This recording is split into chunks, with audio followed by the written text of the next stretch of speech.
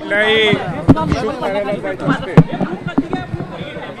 किंवा कुठल्याही मोहिमेला जायचं असते त्यावेळी अंबाबाईचं भवानी देवीचं दर्शन घेतल्यावरच आम्ही पुढं जातो.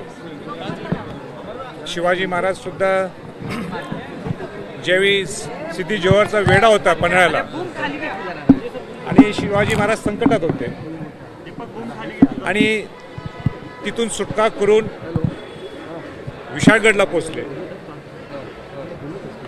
आणि म्हणूनच पावनखिंड संग्राम दिन हा 13 जुलै हा साजरा केला जातो.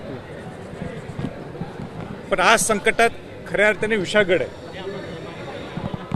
विशाळगडावर ज्या किल्ल्यांनी शिवाजी महाराजांना संरक्षण केलं, ज्या विशाळगडाने स्वराज्याचं संरक्षण केलं, ज्या विशाळगडावर संभाजी महाराज असतील, राजाराम महाराज असतील, करवीरच्या संस्थापक तारा राणींची राजधानी होती, अशा ठिकाणी ज्या पद्धतीने अतिक्रमण झालेलं आहे ते कोणी खपून घेऊ शकत नाही.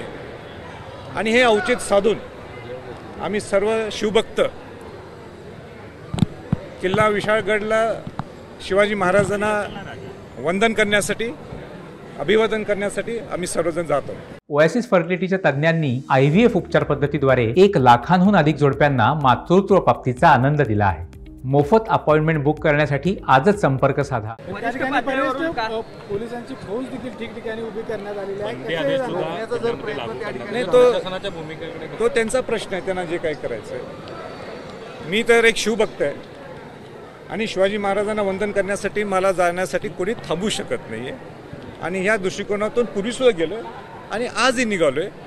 इतकंच फरक आहे. काल तुम्ही म्हणाला होतात सायंकाळी की अजूनही वेळ केलेला नाही, वरिष्ठ पातळीवरून माझ्याशी संपर्क केला जावा. तसं काय संपर्क झालेला आहे कुणाचा किंवा काय?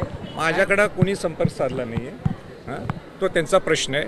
आमचा प्रश्न इतकाच आहे की अतिक्रमण मुक्त व्हायला पाहिजे विशाळगडचं. ज्या विशाळगडनी शिवाजी महाराजांना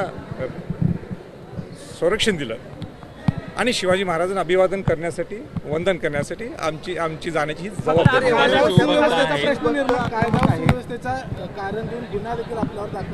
नाही, गुन्हा नोंद झाला तर मला अभिमान आहे. गुन्हा जर माझ्या नोंद झाला तर पहिला गुन्हा जीवनातला. पण जबाबदारी ही प्रशासनाची. हजारो शिवभक्त आहेत, त्या सगळ्या कार्यकर्त्यांना काय आव्हान, कारण आक्रमक शिवभक्त झाल्याचं काय? शिवाजी सगळे शिवभक्त विशाळगडवर छत्रपती शिवाजी महाराजांना वंदन अभिवादन करायला निघाले. वंदन असेल की अतिक्रमण मुक्तची सुरुवात होईल विशाळगड? अहो बाबा, तेच प्रश्न तुम्ही करताय. चला,